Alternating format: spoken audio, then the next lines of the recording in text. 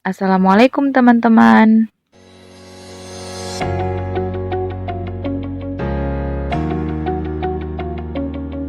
Kali ini saya akan membahas materi tentang formulasi kebijakan, komponen formulasi kebijakan, dan proses formulasi kebijakan. Yang pertama, formulasi kebijakan.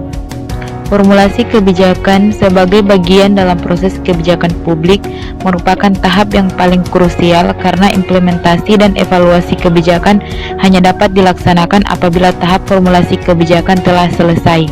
Kebijakan publik merupakan salah satu tahap dari rangkaian proses pembuatan dan pelaksanaan suatu kebijakan publik. Setelah tahapan agenda setting dilalui atau suatu isu telah masuk agenda pemerintah, maka tahapan berikutnya adalah membuat formulasi kebijakan. Dalam agenda pemerintah, tahapan ini lebih bersifat teknis dibandingkan tahapan agenda setting yang lebih bersifat politis dengan menerapkan berbagai teknis analisis untuk membuat keputusan terbaik.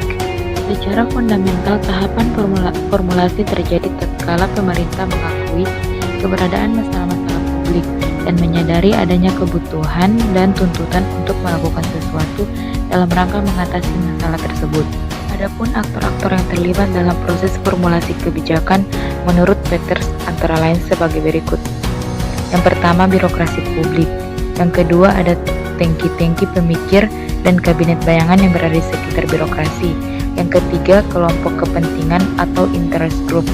Yang keempat, anggota dewan secara individual.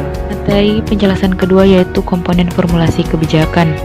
Formulasi kebijakan sebagai suatu proses, menurut Winarno, dapat dipandang dalam dua macam kegiatan.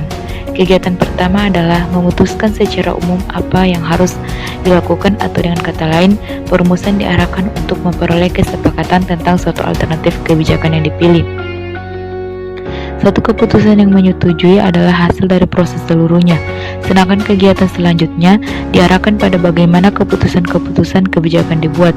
Dalam hal ini, suatu keputusan kebijakan mencakup tindakan oleh seseorang pejabat atau lembaga resmi yang menyetujui, mengubah atau menolak suatu alternatif kebijakan yang dipilih. Sejalan dengan pendapat Winarno yang di atas, maka Islami membagi proses formulasi kebijakan ke dalam tahap perumusan masalah kebijakan, penyusunan agenda pemerintah, perumusan usulan kebijakan, pengesahan kebijakan, pelaksanaan kebijakan, dan penilaian kebijakan. Materi yang ketiga adalah proses formulasi kebijakan. Sebagai suatu proses, maka tahap formulasi kebijakan terdiri atas beberapa komponen atau unsur yang saling berhubungan secara resiprokal sehingga membentuk pola sistemik berupa input, proses, output, feedback. Komponen atau unsur yang terdapat dalam proses formulasi kebijakan adalah yang pertama, tindakan. Tindakan kebijakan adalah tindakan disengaja yang selalu dilakukan secara terorganisasi dan berulang guna membentuk pola-pola tindakan tertentu sehingga pada akhirnya akan menciptakan norma-norma bertindak bagi sistem kebijakan. Yang kedua, ada aktor. Orang atau pelaku yang terlibat dalam proses formulasi kebijakan akan memberikan dukungan maupun tuntutan serta menjadi sasaran dari kebijakan yang dihasilkan oleh sistem kebijakan. Yang ketiga, ada orientasi nilai. Proses formulasi kebijakan pada prinsipnya berhubungan dengan proses mengidentifikasi dan menganalisis nilai-nilai yang beraneka ragam, kemudian menentukan nilai-nilai yang relevan dengan kepentingan masyarakat, sehingga setiap kebijakan yang dihasilkan akan mempunyai implikasi nilai, baik secara implisit maupun eksplisit. Itulah pemaparan materi dari saya dan saya ucapkan banyak-banyak terima kasih.